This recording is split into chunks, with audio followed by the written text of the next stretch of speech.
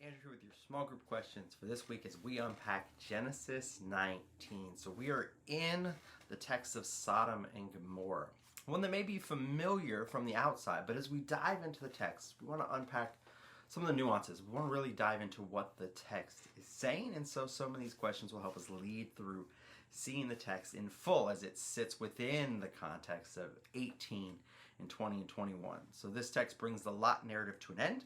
See the end of Lot in our Genesis narrative, but in it has a lot to tell us. So the first thing is, when you look at the text, what is the comparison and contrast that we see to the actions of Lot in regards to the two angels, comparison to the actions of Abraham?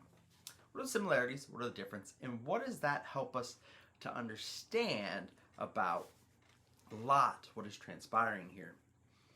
What are some of the characteristics of Lot that stand out in the text? What are some of the things that we begin to see, the good and the ugly, in this text? And so as you work your way through it, we work our way through the hospitality of Lot, and then we come to the sins of Sodom. So then we see Sodom's reaction to these new guests. So unpacking these things, just a couple additional notes, such as what stands out about the fact the visitors, our angels here, don't immediately go with Lot? Why do they withhold that initial entry into going and staying with him? What is the error? What is the evil that Lot is protecting them from in the town square? And then as we work through this text, again, we're going to see this sin of Sodom take over.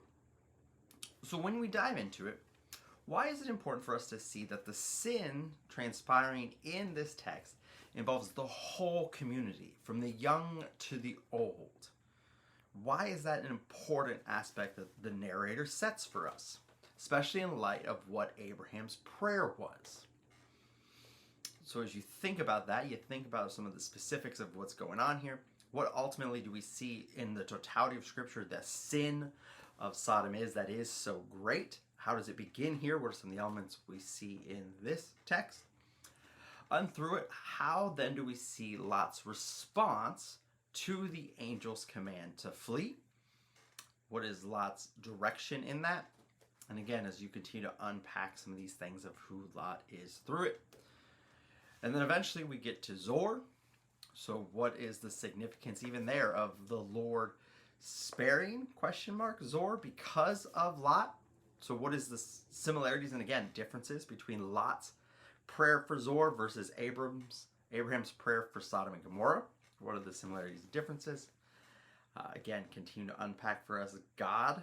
What do those two things teach us about God specifically and how God interacts with people?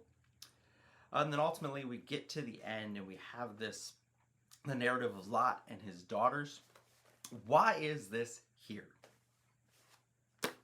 What do we gain from knowing this information about the text? Why does the author of Genesis want us to have this information?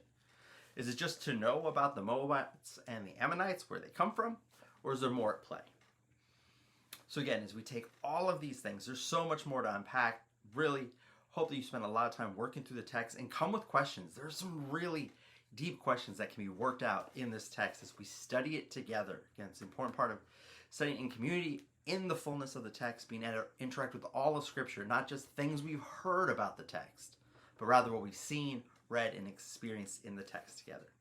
So I hope that you'll be here Sunday mornings. We hear the sermon proclaimed, spending time in the Word together, and then unpacking these things in our small groups.